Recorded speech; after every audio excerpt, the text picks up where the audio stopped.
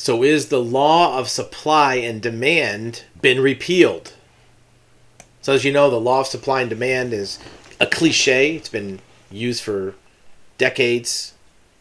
And it basically says that when supply goes up, that prices come down. When demand goes up, prices go up. So the more people want to buy stuff, the prices will go up.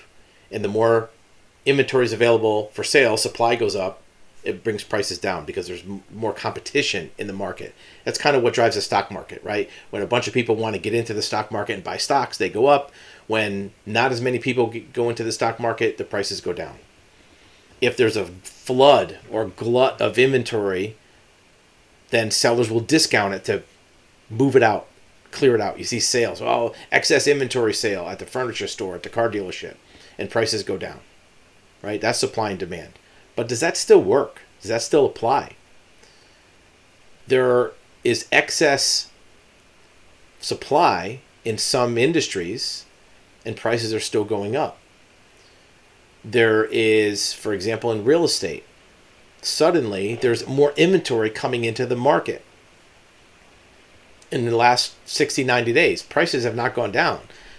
They're still going up. Maybe not as fast as they did, but they're not going up. At the same time, you might think that demand should go down because interest rates are higher. Look, interest rates were 2.5% 6 months ago. Now they're 5.5%. That's going to take away some demand, even if the same number of people want to buy a house. Some of them can't now because their payment's going to be too high because of interest. The demand is still there.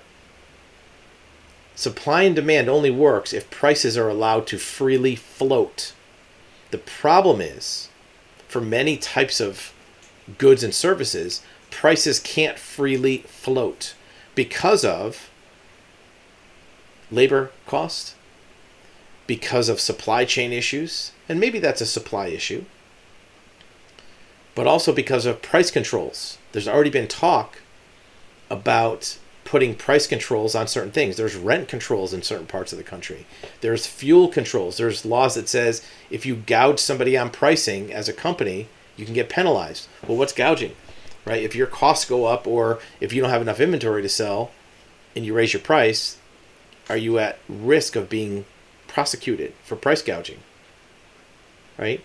Car dealerships have much lower demand than they used to because people don't want to buy new cars as much. However, many dealerships, many manufacturers still have a price markup on their window sticker.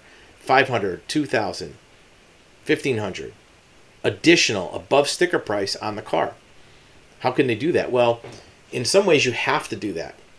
Even though you have less demand, if you don't have the ability to sell as many cars, you might have to make more on each car to pay your overhead. If you have a large building, a big parking lot, a lot of employees, huge overhead, that doesn't change. Just because you sell less cars, your landlord needs the same amount of money for your parking lot.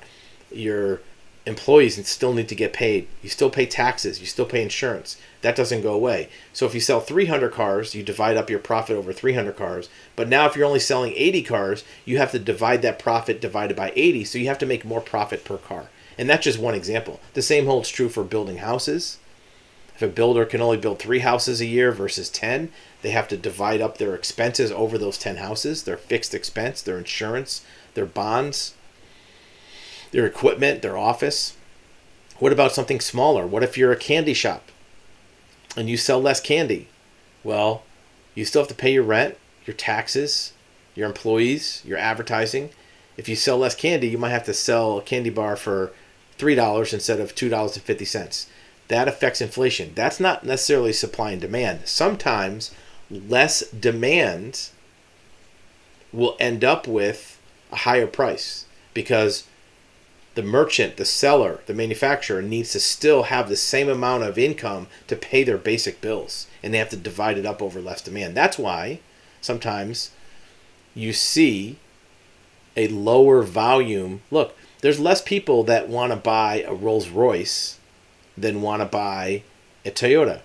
Less demand for a Rolls Royce, partially because of the price, but partially because not everybody wants that kind of car. So the price has to be higher to support all that manufacturing on a lower volume. If you are a service company, let's say if you electrician, repair company, you might think, well, less people doing things means that the electricians will be lowering their rates. Well, they can't, because they can't get labor to do the work. You can't get apprentices. You can't get employees. Even things like state parks. We're seeing articles where they're having to shut down beaches because there's not enough lifeguards. Right? Supply and demand only works if all the other parts of the economy are free-flowing and loose. Pricing, labor, availability, supply chains. If all those things are easily accessible and free-flowing, supply and demand works. As soon as you take 2 or 3 of those factors and bottle them up or lock them up or restrict them, supply and demand does not work. Back in Soviet Russia in the 50s and 60s, there used to be limits on prices, but that meant that grocery stores were empty. Because if you can't sell a loaf of bread for what it takes to make a profit on it, you just don't sell bread. So there was rationing.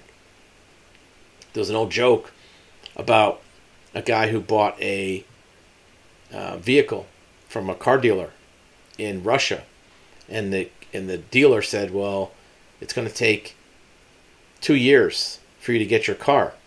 And they said, it's going to be ready on October 12th. Your car will be ready. And the buyer said, well, what time on October 12th?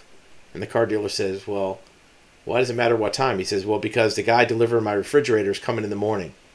The joke is obviously that everything took 2 years to get when the economy was stifled. We're not at that point.